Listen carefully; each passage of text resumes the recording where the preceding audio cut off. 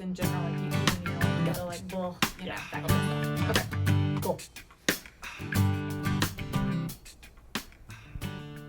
Welcome back, everybody, to another episode of Explain This. You name it, we explain it. As always, I'm with the star of the show, Robin Riddle. Robin, how's it going? Doing good. How are you? I'm a little afraid of this topic. I got to be completely honest with you. This is a topic, man, and I've felt it myself. You've tried to get me and my brother Andy off beer. I feel this after a night at the pub, but we're talking about bloating. So this episode we're going to dedicate to bloating. Robin, I'm going to let you take it away from there. Okay. Bloating is such a wide topic, but it is a complaint that I hear all the time from patients. And, you know, in different situations, like I have beer and then I'm really bloated afterwards. I eat, you know, a high carb meal and I'm really bloated afterwards. So I hear it very commonly, but I want you guys to know there's things that we can do about it. You don't have to just assume, it's normal and I'm just going to feel like this. So bloating can be from a lot of different things, but things that I really commonly see causing chronic bloating. So where you're always bloating?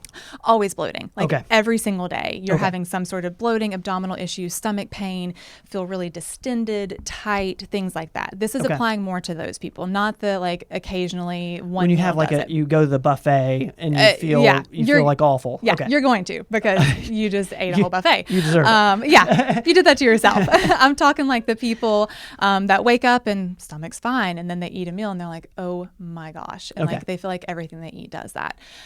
So 3 of the most common things that I see causing these issues, 2 of them are different types of infections. 4 things. 3 are different types of infections.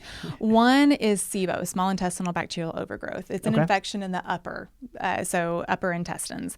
And that one we can test for. We do a breath test looking for SIBO, but that definitely causes a lot of bloating. Did you say a breath test? A breath test. Really? Okay. So you eat a special diet, drink a lactulose solution, collect breath samples for 3 hours afterwards, and we look for spikes in methane and hydrogen. Okay. That lets us see if you have a certain type of bacteria in the small intestines and stomach that's releasing gas. Then it can be lower intestinal infections, and that's where our GI map test comes in. Okay.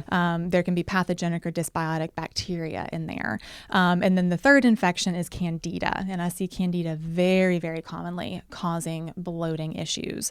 And the reason for all 3 of those is because that bacteria or that yeast takes in what you're eating, ferments it, and releases a gas. And so if you eat sugar and carbs and alcohol and, there's even healthy foods that feed it, but those are the bad ones. It will ferment and release this gas. And that's when you end up with that distended, like your stomach is just so tight, you feel awful.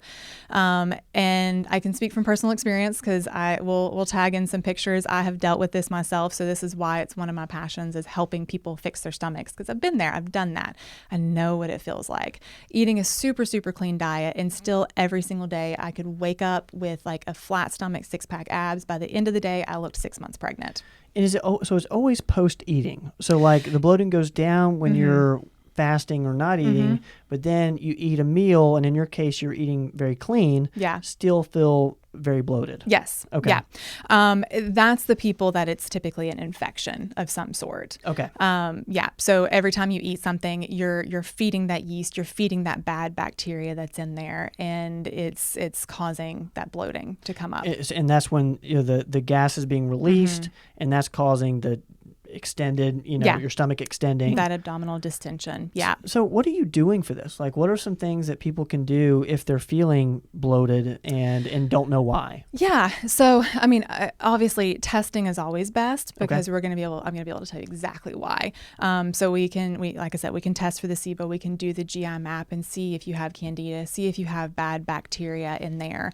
Another common cause can be dietary antigens. So, food sensitivities is the 4th cause that I see happen a lot. So we do what's called a dietary antigen test where we draw blood, look for the 88 most commonly reactive foods. So I love going that route because then I can tell you exactly 100% what's going on. Got it. But if it's somebody that doesn't want to get into testing yet, can't afford testing, things like that, I know enough about it at this point to give some pointers and try to fix things without testing. And then if we don't fix them, then we go to testing. Now, are you mainly going with, eliminating different foods? Is that how we're attacking this? Several ways, yeah. So based on symptoms, like if I think it's candida, we're talking about the candida diet, which is focused on removing the foods that will feed the yeast. Okay. Usually probiotics, digestive enzymes, fermented foods, things like that are really good for candida. If I think it's bacteria, sometimes we're doing some herbal supplements that are intended to help kill off the bad bacteria. Charcoal supplements can help with the bloating.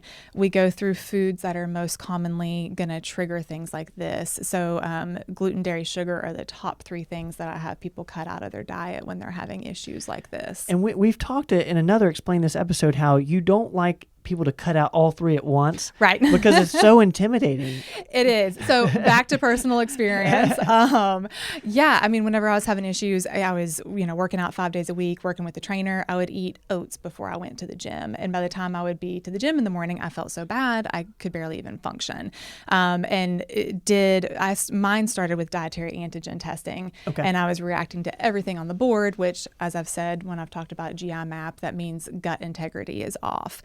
But my dietary antigen test showed candida, so I went down that route and started targeting it. Okay. Knowing how to target candida, I eliminated gluten, dairy, and sugar all in one day. I think I lost 6 pounds in 2 weeks. I don't think I ate anything half the time because I took it way too far, way too fast. Okay. And to pull all of that out at once and not know what your replacements are and not know what you can eat, it's very, very difficult. If it had been any other person, they probably would have thrown their hands up and said, forget it, I don't care how I feel, I'm going to go back to eating. Is this where your stubborn side came out? Absolutely. Redhead, very stubborn. Absolutely. I was like, I'm going to fix this. But it was not the best way to do it at all. So I usually tell people one at a time. Also, that way we know which one helped. I took everything out and I've just kept everything out because I'm not taking my chances at this point. I feel really good. It fixed it. So I just say gluten, dairy, and sugar free. But if those don't fix it, then we start looking at other foods to remove. Again, herbal antimicrobials, things like that can start to fix it. This might be a dumb question, but do a lot of people, if they're experiencing bloating, do they go to like Pepcid AC and Tums and that route? Yep, they will. Is that helping at all? Simethicone, like gas pills, all that's doing is treating the symptoms. It's not treating the underlying cause. Okay. Here at Performance Medicine, the whole goal is to treat the underlying cause. Right. And we say, all health comes from the gut. So it can start to affect moods. You can start to have headaches. A lot of other stuff can come from that. Not to mention the fact that you just feel awful.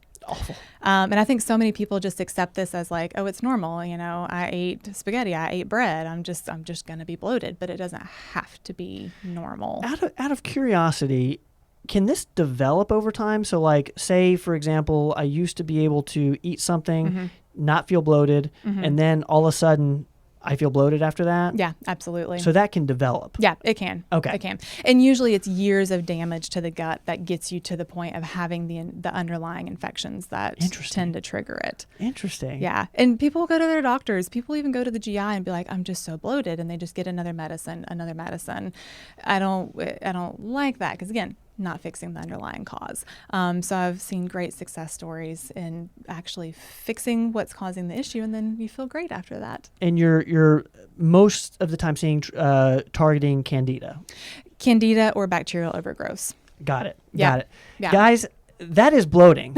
You have described bloating There's in a nutshell. Robin, we appreciate you. Thank you so much. Guys, this has been Explain This. You name it, we explain it. Of course, Robin Riddle explaining everything for you. Today she explained bloating. Rewind that video. Watch it again. Lots of gems in there. And as always, we're going to see you guys next time. Don't go away.